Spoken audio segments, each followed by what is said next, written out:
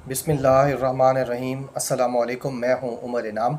इस वीडियो में हम बात करेंगे एक ही दिन सामने आने वाली 3 अच्छी ख़बरों की, क्योंकि अच्छी ख़बरों का तज़किरा ज़रूरी होता है, क्योंकि हमने मीडिया के ऊपर देखा है कि सारा दिन सनसनी, अफरा तफरी और मनफी ख़बरों का डेरा होता है। लिहाजा हम यूट्यूबर्स कोशिश करते हैं कि अच्छी ख़बरें आप तक पहुँचाएँ। पहली जो अच्छी ख़बर है, बड़ी ख़बर है, जिसका बहुत इम्पैक्ट अभी भी जा रहा है, मज़ीद भी आगे जाएगा, वो वर्ल्ड इकनॉमिक फ़ोरम से है, जहाँ पर हैंडसम पाकिस्तानी वज़ीर आज़म इमरान ख़ान छाए हुए हैं। इत्तला ये है कि आज वर्ल्ड इकनॉमिक फ़ोरम का एक जो हंगामी इजलास कोरोना के हवाले से हो रहा है, उसकी सदारत वज़ीर आज़म इमरान ख़ान साहब करेंगे। ये वीडियो लिंक के ज़रिए इजलास हो रहा है। इसमें पहली दफ़ा तारीख़ में किसी पाकिस्तानी वज़ीर आज़म को ये एज़ाज़ दिया गया है कि वो वर्ल्ड इकनॉमिक फ़ोरम का जो इजलास होगा उसकी सदारत करेंगे। और वज़ीर आज़म के लिए भी और पाकिस्तान के लिए भी ज़ाहिर है ये बहुत बड़ा एज़ाज़ होगा। इसका कितना इम्पैक्ट होता है ये मैं आगे चल के बात करूँगा। ये ख़िताब और इजलास जो है वो वीडियो लिंक के ज़रिए हो रहा है, कोरोना के हवाले से हो रहा है। वज़ीर आज़म इसमें पाकिस्तान ने जो इक़दाम किए हैं कोरोना के हवाले से, कोरोना वायरस आने के बाद जो उसको कंटेन किया गया है, और फिर इसके जो असरात थे कोरोना के, उससे जो लोग बेरोज़गार हुए, जो लोग घर बैठे, उस हवाले से जो एहसास प्रोग्राम शुरू किया गया, एहसास कैश प्रोग्राम भी, और ओवरऑल जो एहसास कफ़ालत प्रोग्राम है, उस हवाले से वज़ीर आज़म बताएंगे। टाइगर फोर्स पर दुनिया जो है वो इस आइडिया को लाइक कर रही है, और पाकिस्तानी अपोजिशन तो चाहे जो भी कहती रहे, लेकिन दुनिया ने इसको भी लाइक किया है कि आपने एक वॉलंटियर फ़ोर्स तैयार की है। और पाकिस्तानियों के जो इल्ज़ामात थे इमरान ख़ान के ऊपर, जो जिस तरह इसको पोलिटिसाइज़ किया सिंध ने भी और बाकी लोगों ने भी, उस तरह की कोई भी चीज़ अभी तक तो सामने नहीं आई। जिस तरह कहा जा रहा था कि टाइगर फोर्स को पैसे दिए जाएंगे, टाइगर फोर्स को शर्ट्स दी जा रही हैं, टाइगर फोर्स को जो है ना एक पॉलिटिकल ये लोग सामने आएंगे, ऐसा तो कुछ भी नहीं हुआ। ना कोई टाइगर फोर्स को कहीं इंडेंजर किया गया है, किसी जोन में भेजा गया है जहाँ पर पहले से ख़तरा हो। लिहाजा वज़ीर आज़म जो है वो कोरोना से पैदा होने वाले माशी हालात जो आलमी सतह पर पैदा हो रहे हैं उसके ऊपर भी बताएंगे। लेकिन ये तो थी सूरत हाल आलमी सतह पर। जो मईशत के हवाले से वज़ीर आज़म ने, आपको याद होगा, एक ट्रैक सूट में अपने एक मैसेज भी दिया था 6 मिनट का, 4 मिनट का, जिसका इम्पेक्ट ये गया था कि सारी दुनिया ने, वर्ल्ड बैंक ने, यूनाइटेड नेशंस ने, IMF ने, जितने G20 कंट्रीज़ हैं, उन्होंने सब ने मिलकर उस बात को सराहा, वज़ीर आज़म की जो बात थी इमरान ख़ान की, और 86 ममालिक को उसके अंदर रिलीफ़ मिला। पाकिस्तान को भी $5 अरब का रिलीफ़ मिला, जो कर्ज़ों की अदायगी मौखर की गई उस हवाले से। वज़ीर आज़म इमरान ख़ान ने जब जनवरी में जो सालाना इजलास होता है वर्ल्ड इकनॉमिक फ़ोरम का डावोस के अंदर, उसमें वज़ीर आज़म ने शिरकत की थी, और उसके अंदर भी हमने देखा था कि वहाँ वज़ीर आज़म का ही चर्चा होता रहा। मुख्तलिफ़ फ़ोरम्स पे उन्होंने गुफ्तगू की, और जो उनका 10 बिलियन सुनामी है, ट्री सुनामी, जो उनका मंसूबा है, जिसको पहले उन्होंने 1 अरब दरख्त लगाए, फिर अब वो 10 अरब दरख्तों का जो मंसूबा है उसको भी बतौर ख़ास वहाँ पर बहुत ज़्यादा पजीराई मिली। हमने देखा बड़े लोगों ने वहाँ पर उसको डिस्कस किया, और फिर उसके बाद उसी से इंस्पायर होकर वर्ल्ड इकनॉमिक फ़ोरम ने 1 ट्रिलियन ट्री जो है, 1 ट्रिलियन ट्री इनिशिएटिव वो लिया, उसका इफ्तिताह किया, वो लॉन्च कर दिया।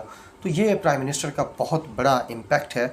ये एज़ाज़ात, जिस तरह मैंने पहले कहा, कि आलमी सतह पर बहुत बड़ा असर रखते हैं। Being student of international relations, मैं ये समझता हूँ कि इस तरह की जो पॉजिटिव चीज़ें होती हैं आपकी कंट्री के लिए, वो इंटरनेशनल कम्युनिटी भी बहुत ज़्यादा ऑब्ज़र्व कर रही होती है। सॉफ्ट डिप्लोमेसी जिसे कहते हैं, वो भी यही होती है।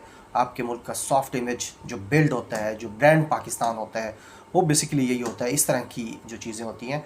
लेकिन इसके साथ साथ जो मेरी अंडरस्टैंडिंग है वो ये भी है कि जो आपके माशी गुरु होते हैं, जिन्होंने इन्वेस्टमेंट करनी होती है किसी मुल्क के अंदर, वो भी इस तरह की चीज़ें बड़े गौर से देख रहे होते हैं, ऑब्ज़र्व कर रहे होते हैं। और जब हम मईशत के हवाले से एक तो बड़ी मुश्किलात में घिरे हुए हैं, कर्ज़ों के अंदर घिरे हुए हैं साबका ख़ुसूसन 2 हुकूमतों की वजह से, लेकिन साथ साथ हम FATF में भी गिरे हुए हैं। और अलमिया ये है कि पिछले 20 साल में पाकिस्तान में, ख़ुसूसन पिछले, अगर यानी मुशर्रफ दौर में कंपैरेटिवली अगर आप देखें, कंपैरिजन करें, तो कुछ ना कुछ ब्रांड पाकिस्तान हो रहा था। स्कॉलरशिप्स भी शुरू हुई, बाहर कल्चरल एक्सचेंज प्रोग्राम भी शुरू हुए और उसमें पाकिस्तानी गए आए। मुशर्रफ ने ये एटलीस्ट आप कह सकते हैं उनके ऊपर एक लंबी डिबेट हो सकती है उनके पॉलिटिकल मॉडल पर, उनकी पॉलिटिक्स के ऊपर, लेकिन एटलीस्ट पाकिस्तान की कुछ से थी उस वक्त दुनिया के अंदर। लेकिन उसके बाद फिर हमने जब देखा कि अली बाबा 40 चोर और हार चुराने वाले और फंड्स खाने वाले वो जब सामने आए तो उन्होंने फिर वो हाल कर छोड़ा कि कोई पाकिस्तान का नाम लेवा नहीं था। तो अब FATF की जो बात है उससे निकलने के लिए भी ये जो छोटी छोटी चीज़ें हैं ये बड़ा इम्पैक्ट क्रिएट करती हैं। बेसिकली बहुत ज़्यादा बड़े लेवल के ऊपर जाकर ये छोटी छोटी चीज़ें मिलकर आपकी डायरेक्शन सेट करती हैं, आपका इमेज, पूरी कंट्री का इमेज बिल्ड करती हैं। और यहाँ पर एक और चीज़ भी आपको याद होगा, मरीम नवाज़ शरीफ एक नारा लगाती होती थी, ब्रांड नवाज़ शरीफ। तो यहाँ ब्रांड नवाज़ शरीफ ये हम नहीं कह रहे, वो खुद कहते होते थे। ब्रांड नवाज़ शरीफ तो बनते रहे, ब्रांड आसिफ अली जरदारी बनते रहे, ब्रांड बिलावल भुट्टो बनते रहे, ब्रांड बख्तावर बनते रहे, सब बना, जुनेद सफ्दर तक की बनी ब्रांड, लेकिन ब्रांड पाकिस्तान नहीं था। पाकिस्तानियत की बात बहुत कम की गई दुनिया में। अब इमरान खान साहब जब से आए हैं तो हमने देखा है कि दुनिया के अंदर उनकी मीटिंग हो तैयब से, मोहम्मद बिन सलमान से, डोनाल्ड ट्रंप से, ईरानियन जो रहनुमा हैं आयतुल्लाह ख़ामनेई उनसे हो, हसन रूहानी से हो, तो वो बड़ा ज़बरदस्त एक इम्पैक्ट जा रहा है। एटलीस्ट अब पाकिस्तानियों को अपनी प्रेजेंस फ़ील होना शुरू हो गई है, जो कि पहले इंटरनेशनल कम्युनिटी में फ़ील नहीं हो रही थी। और जब हम सोए हुए थे या हम यहाँ से पैसे ले जाकर बाहर भेज रहे थे, हम यहाँ TT का कारोबार कर रहे थे, यहाँ से ब्लैक मनी बाहर भेजते थे, फिर अपनी खाकरोबों के नाम, अपने जो खानसामों के नाम, अपने गार्डनर्स के नाम, मालियों के नाम हम वहाँ से पैसे मंगवाते थे। जब हम इस काम में बिज़ी थे उस वक्त भारत अरबों डॉलर खर्च करके दुनिया के अंदर सॉफ्ट डिप्लोमेसी से अपना इंडिया का इमेज बिल्ड कर रहा था, ब्रांडिंग इंडिया हो रही थी।